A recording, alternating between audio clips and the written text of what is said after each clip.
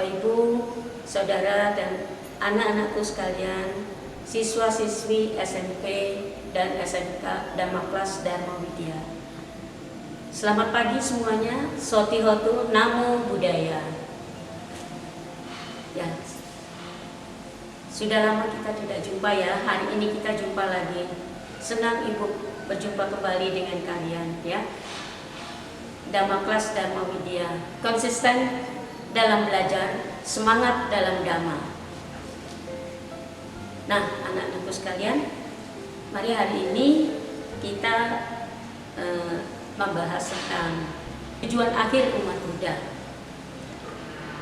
Nah, sebagaimana yang kita ketahui bahwa tujuan akhir umat Buddha itu adalah untuk mencapai nibbana, mata pencarian benar. Mata pencarian benar. Sekarang Ibu ingin tahu dulu. Tahukah kalian nibbana itu, ya? Nibbana itu dicapainya kapan?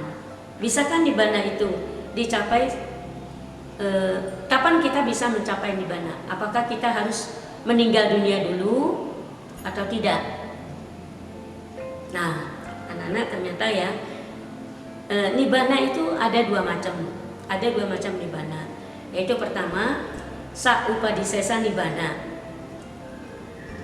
Sa-upadisesa nibbana itu adalah nibbana yang dicapai oleh seorang arahat. Jadi dicapainya ketika orang itu masih hidup. Jadi masih ada di dunia ini, masih hidup di dunia, ya, bisa mencapai nibbana. Nah, nibbana yang dicapainya itu disebut Sa-upadisesa nibbana. Nibbana ini merupakan nibbana yang masih mengandung 5 kelompok sisa-sisa kehidupan. Ya. Nah, ini nibbananya seorang arahat. Jadi masih hidup, masih ada di dunia. Kita bisa mencapai nibbana sebelum kita meninggal dunia. Jadi tidak usah tunggu meninggal dunia dulu. Ya, walaupun kita masih ada di dunia ini, masih hidup, kita bisa mencapai nibbana kalau kita berusaha sungguh-sungguh.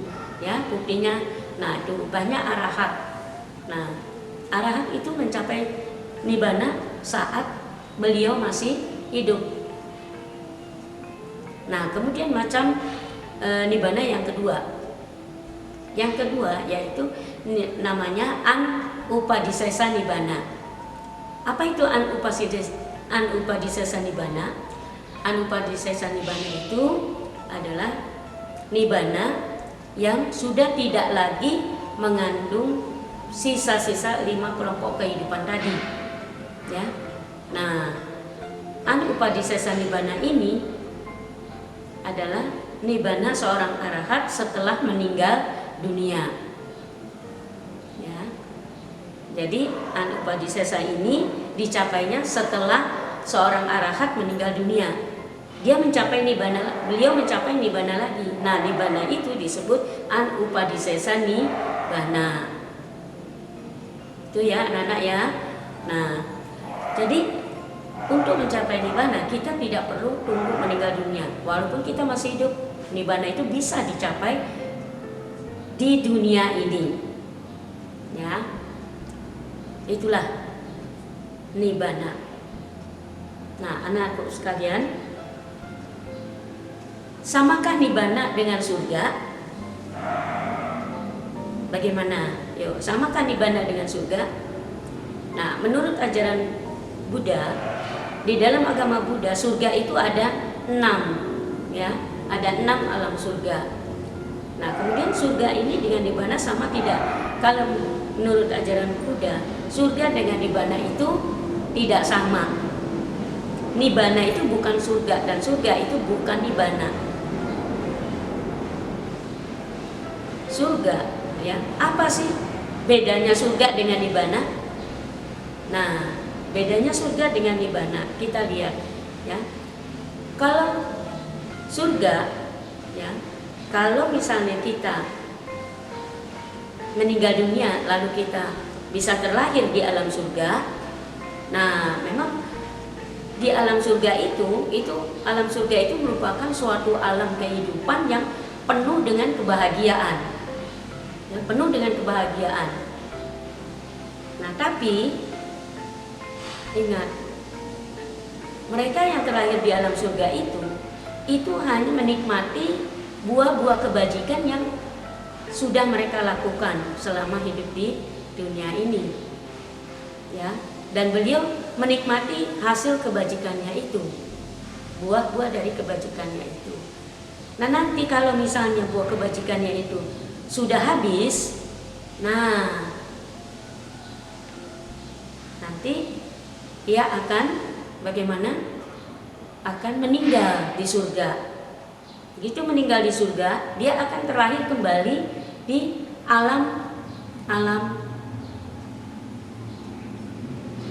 lainnya, ya. Pokoknya mereka akan terlahir di salah satu alam kehidupan, ya.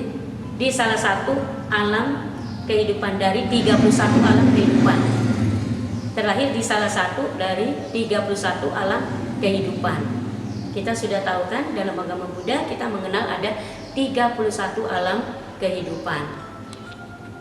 Nah, jadi ingat, kalau di surga itu masih ada tumimba lahir. Tapi kalau di Nibbana, kalau mencapai Nibbana itu sudah terbebas dari tumimba lahir. Kalau kita mencapai Nibbana, kita tidak akan dilahirkan kembali, ya. Jadi perbedaan surga dengan Nibbana, ya. Itu pertama. Kalau surga itu merupakan suatu tempat karena dia merupakan salah satu alam dari 31 alam kehidupan. Jadi surga merupakan suatu tempat. Sedangkan Nibbana itu merupakan suatu keadaan, ya.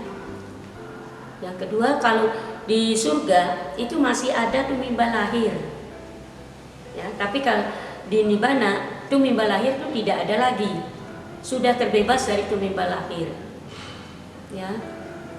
Surga sifatnya tidak kekal, sedangkan Nibbana sifatnya kekal, ya. Kebahagiaan yang kita nikmati di surga itu merupakan kebahagiaan yang masih bersifat sementara. Sedangkan kalau kita mencapai Nibbana, maka kebahagiaan yang kita alami di sana adalah kebahagiaan yang abadi, kebahagiaan yang tertinggi, kebahagiaan yang abadi, kedamaian yang abadi. Itulah yang kita akan alami kalau kita mencapai Nibbana. Jadi kalau di Nibbana itu sifatnya kekal, ya. Nibbana sifatnya kekal, tapi kalau surga itu tidak kekal. Itulah perbedaan antara surga dengan Nibbana. Nah, anak-anak sekalian, sekarang silahkan mau pilih, mau lahir di mana? Mau lahir di surga atau mau mencapai Nibbana, ya. Ya, kalau di surga kita masih terlahir kembali, tapi kalau di Nibbana kita tidak akan terlahir kembali. Itulah makanya tujuan akhir umat Buddha itu adalah Nibbana. Supaya apa? Supaya kita tidak terlahir kembali, ya. Karena kalau selama kita masih dilahirkan kembali, ya, kita pasti akan mengalami apa? Penderitaan lagi, ya, menderita lagi. Lahir, usia tua, sakit dan mati. Lahir lagi, usia tua, sakit dan mati. Nah, kita masuk ke dalam lingkaran samsara yang terus berputar, ya, Nana. Ulang. Tapi kalau kita mencapai Nibbana, itu sudah abadi, kita tidak akan terlahir kembali. Nah, anak-anak sekalian, yang penting sekarang, ya, kita banyak berbuat baik saja dulu. Kita berusaha dulu untuk menjadi anak-anak yang baik, menjadi orang baik dulu, ya. Kita timbun kebajikan sebanyak-banyaknya, ya. Hindari perbuatan jahat, tambah kebajikannya terus, dan sucikan hati dan pikiran, ya. Nah, Yang penting kita laksanakan itu dulu supaya kita bisa menjadi orang baik dulu, ya. Nah, kalau kita sudah menjadi orang baik, ya, lama-lama kita latihan terus, ya, sambil mempraktekkan jalan mulia berunsur 8 di dalam kehidupan kita sehari-hari, ya.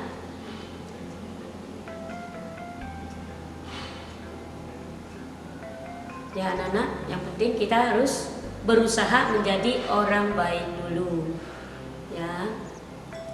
Karena memang untuk mencapai nibbana itu tidak semudah kita membalikan telapak tangan. Ya memang kedengarannya sih mudah, tinggal jalankan ini saja, jalan mulia berunsur 8, langsung kita bisa mencapai nibbana. Tapi pada prakteknya itu sangat-sangat sulit, ya. Jadi maka itu dikatakan itu adalah tujuan akhir kita, tujuan akhir umat Buddha. Nah, selama ini sebelumnya untuk menuju